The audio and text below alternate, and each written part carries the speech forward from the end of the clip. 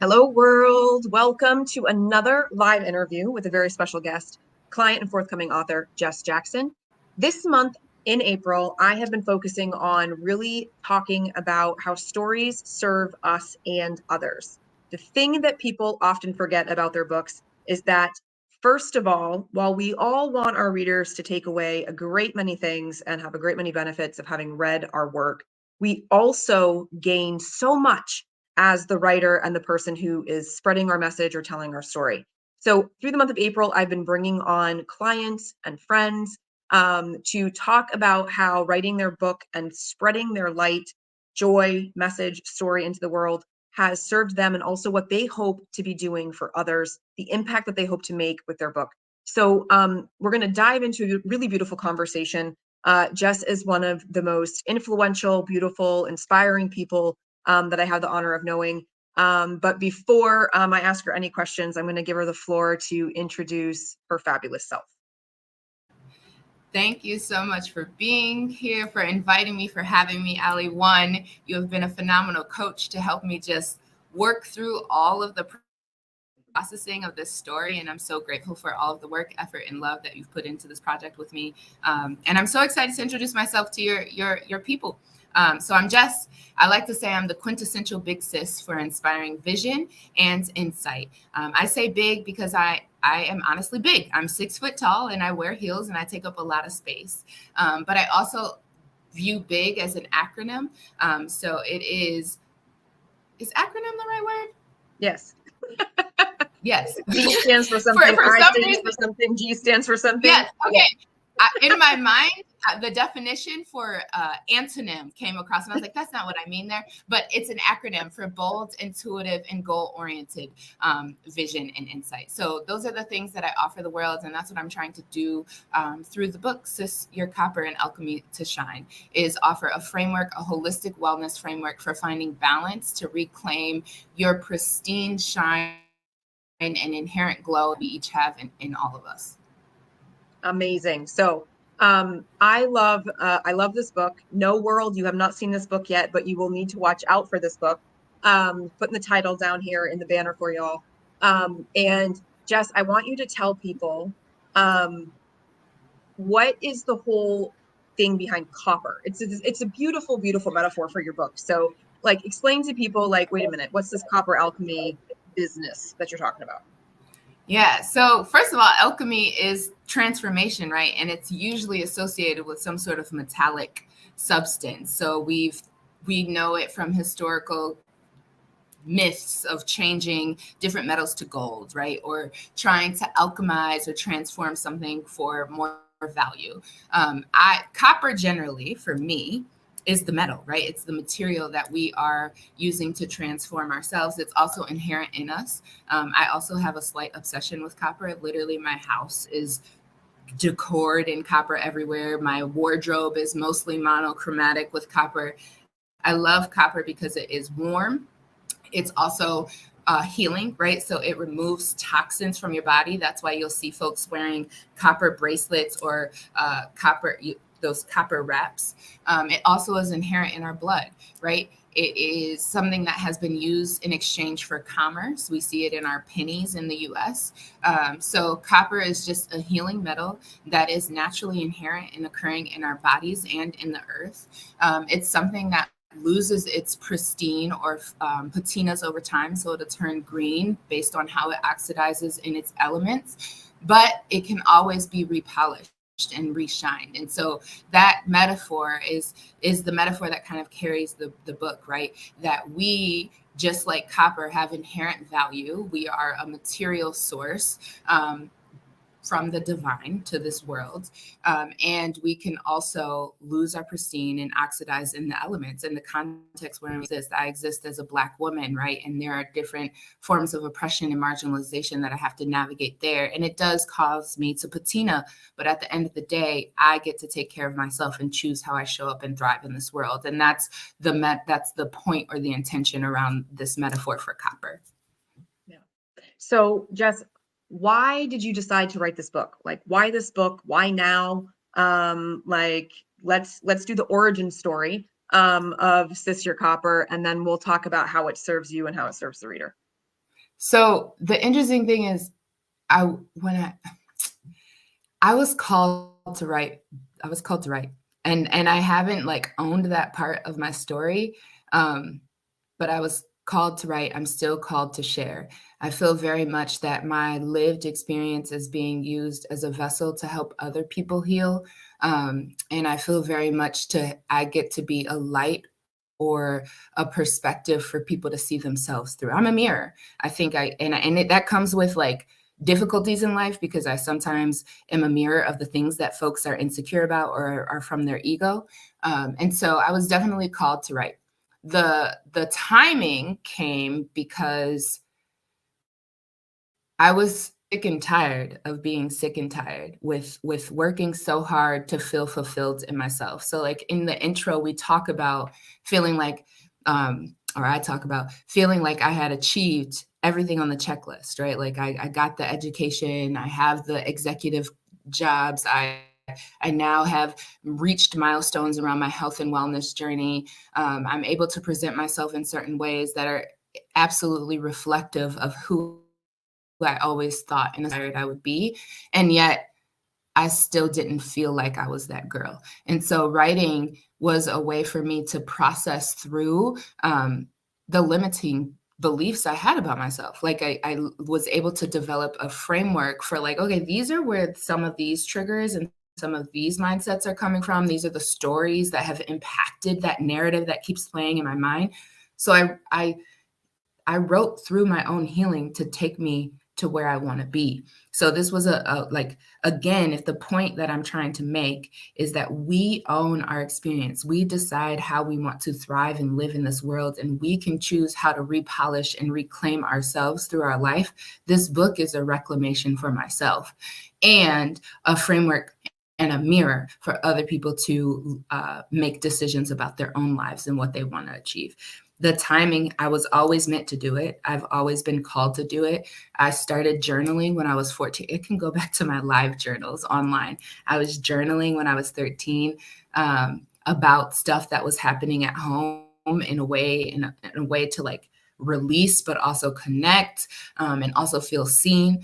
I still journal and document my life as a way to reflect and go back and process and reprocess. And a lot of what's in the book are journal prompts to help people, our copper cognitions, to help them to think through their lived experiences. And it was just time. It was time to like reclaim all of those truths and to really package it in a way that led to healing. So like even this topic for this month around how your story can change your life, like owning your story, naming your story, claiming your story, is a part of the healing journey. Yeah. Yeah. So So what are you hoping that readers are going to get for themselves by reading the things that you share? So you use a lot of personal story in the manuscript, which is amazing, and they're going to connect to that. But what are some of the main takeaways that like when they walk away from the book, they're going to be like, oh man, like I am now completely transformed in this way. So when I think about the reader journey, my hope is that you feel validated and seen in some of the struggles in your life, right? So we open each chapter with the shit show, which are moments of trauma, moments of growth, moments of struggle in my own life that in the moment felt like the shit show, like the world was on fire, right? But then we close out with like the golden urn of truth. We close out with like what I learned from that moment. And my hope is for folks to feel validated and seen in their own struggle, and for folks to start to prompt their own reflective process so that they can find what they're meant to learn from those moments. We're all going to experience our own shit shows, and they're going to be different types of shit shows. And how can you process through in that moment too, right? Because sometimes our shit shows feel like our world is ending. And this is one of the other premises that we haven't talked about, but I navigate life with clinical depression. So at times when I'm in those shit shows, I'm also experiencing suicidal ideation, right? And thinking about how one of the responses or what outcome of this shit show could be the end of my life, right? And so the documentation of my story is a testament to my living, right? And trying to thrive despite having a brain that sometimes tells me there's a better way out. And so my hope would be that folks feel seen, validated, and supported in their journey, that they are provided with resources that help them to reflect, reframe, and get support in their own shit shows, and cultivate their own learning so that they can take from every experience and thrive. I would hope that someone leaves saying, hey, I never thought about my experience. So there are 5 elements to the alchemy. And one of them is spirituality and faith or consciousness, however you want to call it. It is that energy, right? Like that energetic field that is giving you a vibration to exist in this world and know that you are connected to everyone in this world. Now, my spirituality, the root of it is in the church, right? And I also am a queer woman. And so my experience in the church has not always been welcoming and accepting. It's been moments of tension and conflict, and I've not experienced a sense of belonging, and I've felt shamed by and damned by the church in so many regards. But I've been able to see that story and understand that there's a reason why I'm experiencing that, and it's to better solidify my relationship with the divine, for me to be able to hear God myself. And so while I've had these struggles, I've also gotten closer with my relationship with God through those different journeys and have learned what I need to learn from them. And so my hope would be that someone feels, oh, I can see myself in that, right? Like I've had similar experiences, whether it be being a woman of color in the workplace, whether it be being a woman executive generally or an entrepreneur generally, and how the world treats you and digests you, is really to be able to have pride in your experience despite the contextual shit that feels like it's holding us back. Mm-hmm.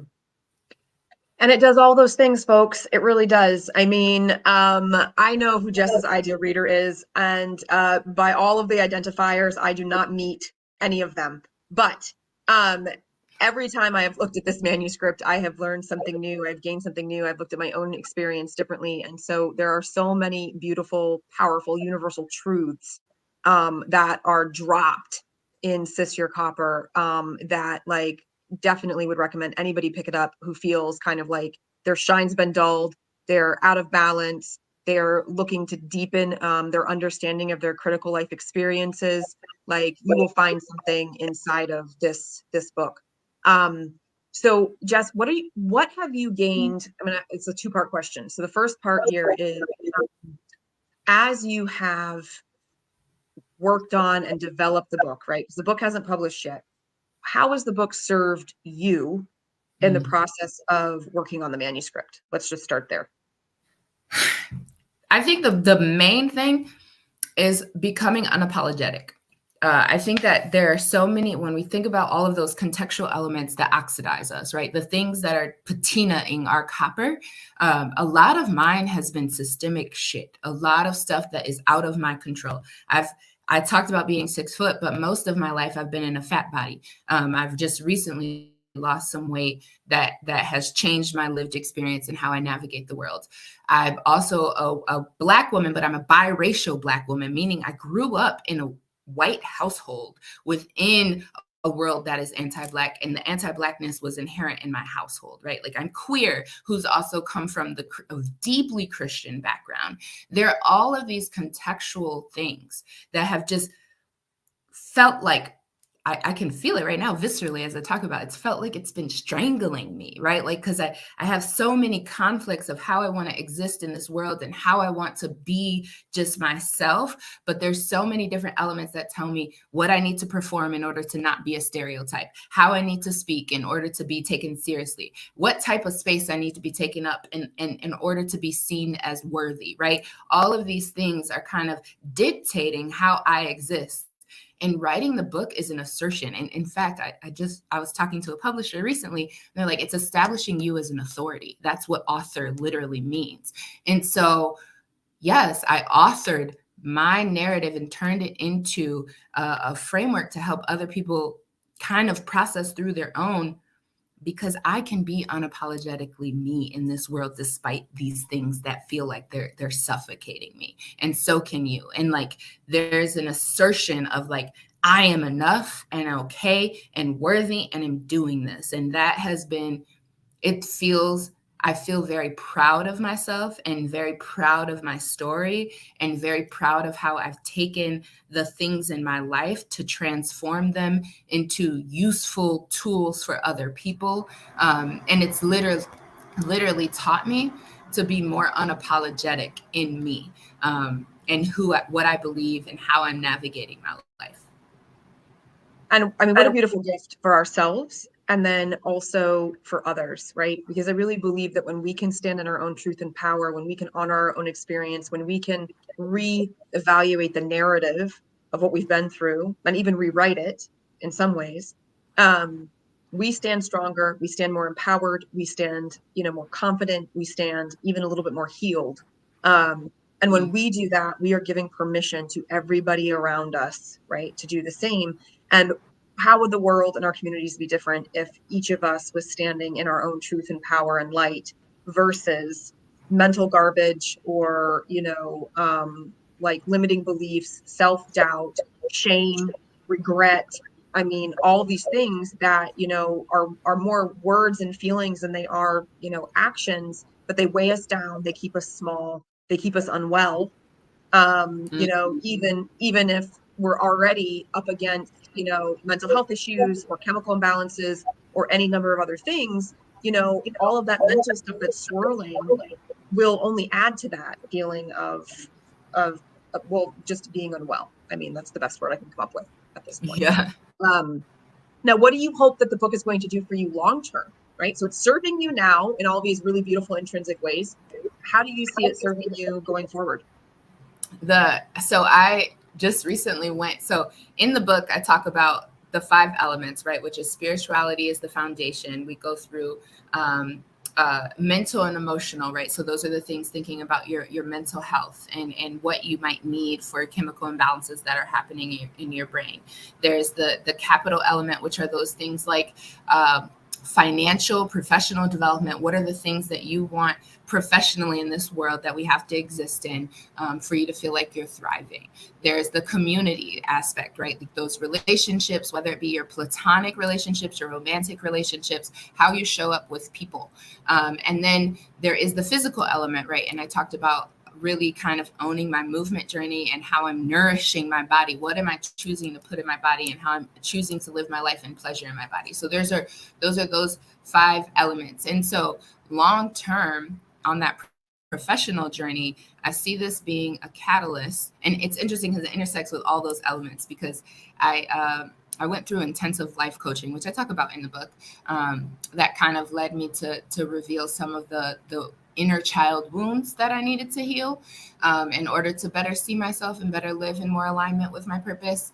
And one of the things that I told my life coach, and one of the things that comes to me, is that I'm meant to be a prophet, a minister, a sort of like spiritual guru that helps people think through and process through their life. I know that that's the gift that I've been given, and that's why I say insight, because I'm insightful.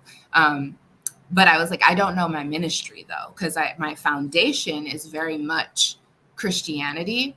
But I think that Christianity in and of itself is very limiting. I talk about my own spiritual experiences beyond Christianity in the narrative, in the manuscript. And so when I was meeting with my life coach recently, he was like, and I told him about the book and what I've been doing. And he's like, oh, it seems like you found your ministry. And I was like, I've never thought about it like that, but I guess that this is my doctrine, right? Like this is the foundation for how I want to consult with, support, and pour into my community and to the folks that I work with long term. I want to be able to speak on this from a motivational standpoint to help folks be able to reclaim their stories and reshine themselves. I want to be able to support folks in their own healing journeys, share resources, navigate, really think about, because when you operationalize your healing, a lot of times when I think about my life, I narrowed in on, so capital, right? Like my whole life has been a story around achievement for more and more capital, because I didn't want to end up poor like I grew up, right? So I went to the schools that were going to give me access to certain spaces. I got the education level I was looking for, and I worked professional jobs, and I've been able to achieve. And I know that the more that I work, I have proof points that I'm going to achieve what I want in whatever work that I do. When I'm narrowly confined to that area of my life, I didn't pay attention to how my body felt in that. I didn't pay attention to. And so really helping folks to think through how your shine is the result of a balance of all of these elements. It's not, you can't just, okay, I'm going to cut these other aspects off to focus in on only this aspect. There might be times in your life, maybe when you're a student, when your life is prioritized around capital, right? And getting that professional development. But long-term wellness requires a balance and flow around all of these elements so that you can really experience joy and pleasure. And so those are long-term. I want to be able to help folks find balance in their lives throughout the elements, through speaking, coaching, consulting, all of those different. I want more direct contact with people. And y'all, Jess is already promoting all of these things, all these fabulous, wonderful ideas over on her Instagram page. You should really be following her there. You're going to get the ministry, you're going to get the truth bombs, you're going to get the occasional, F bombs as well. You're going to get huge and healthy doses. Huge and healthy doses of love, a lot of cannabis education, social justice work and advocacy. I mean, it's all the things. It's wonderful. It's fun. It's real. So go be a follower, be a member of her congregation, to use the whole ministry analogy. And definitely be watching out for her book, which I have no doubt will be out before the end of the year, as she's right up against publication and just, nailing down who she's going to publish with. Jess, is there anything else that you want to share with the audience today?